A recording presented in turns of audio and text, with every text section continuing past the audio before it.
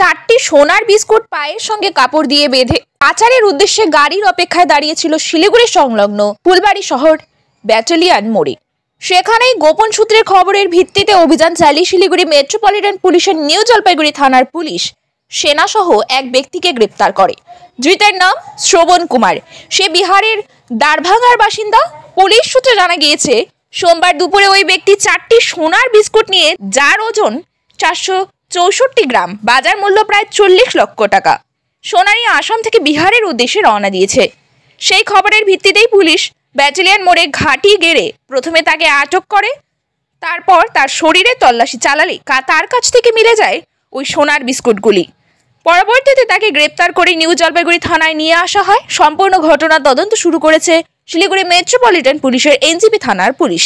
Bureau report, news up daily.